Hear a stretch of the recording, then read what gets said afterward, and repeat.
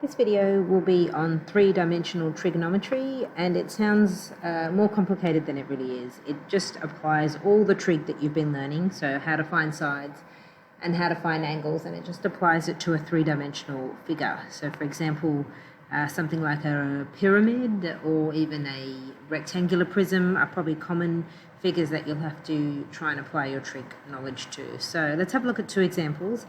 The first one is this square pyramid. So a square pyramid, that's quite important information, that the base is square, and it's got side lengths of 40 centimetres. And when you're doing these 3D trig problems, what you often want to do is also visualise different parts of your solid. So if you need to, there's nothing wrong with drawing certain faces of the solid out. In this case, I'm just drawing the base, because we're going to use that soon. This is a square. So I know I've got my 4 right angles. You don't have to go too heavy with your labelling, just to get an idea. So what we need to do first is it asks me to find OB. OB I can label over here, and I can see that OB is part of a triangle, and if I look at that triangle, it's a right angle triangle. And you'll find you get lots of right angles here, and it's right angled because, well, OP is the height of the pyramid and PB is in the base. So there's my P, there's my B, there's O, and I can see that OP is 40 centimetres, so I can already label that. And I've been asked to find OB, so that distance there. So clearly if I had one more distance, PB, then I would actually be able to go straight to finding OB. So the question is, what is PB? Well, PB, which is over here, also lies in the base of my square. And so you really need to know the properties of a square, which is that the diagonals bisect each other. So those 4 distances are actually identical. So what I could do is call that X and call that X. And then I could use Pythagoras to find the length of X, which would be PB. So X squared plus X squared equals 40 squared. And X squared plus X squared, well, that's 2X squared, and 40 squared is 1600. And if I move the 2 over by dividing, I get 800. And if I get rid of the squared by square rooting, I get that X is 800, root 800 centimetres, so the square root of 800. So I can label that on my diagram now. And then hopefully that will make it much easier for me to go ahead and find OB. I need a bit of room now, so I've got OP, I've got PB. I'm going to remove my working out here, and I can now go and proceed and find OB. So OB is just another application of Pythagoras. Because it's called OB, I'm going to stick to the same letters. Don't introduce Y or Zs if you actually have capital letters. So the square of the hypotenuse equals the sum of the squares of the other 2 sides. And hopefully you know that if you have a surd, which root 800 is, and you square it, those operations will undo each other. So I don't need my calculator. I know that I will have 800.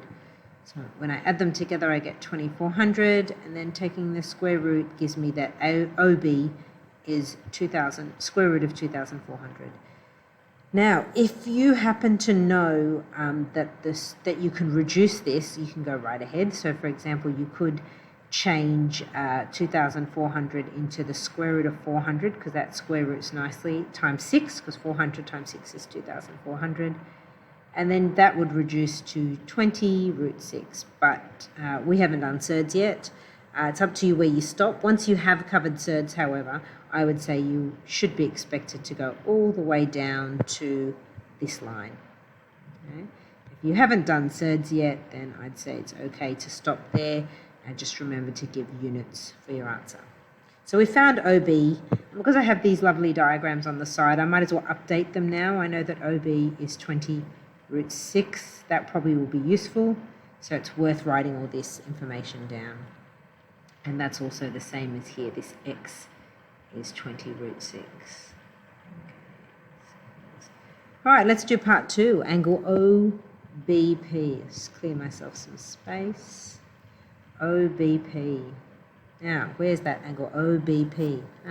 So it's sitting right in here. That's the angle we're looking for there. So really, if I go back to my little diagrams, I want you to notice how important it was drawing out the square and the triangle. It's helped me tremendously. I've hardly used my 3D solid. I've really only referred to that to get my flat faces. So I want OBP, which is that angle there, and I can use any trig I like, really. I could use sine if I use 40 and 20 root 6. So I could use tan if I use 40 and root 800.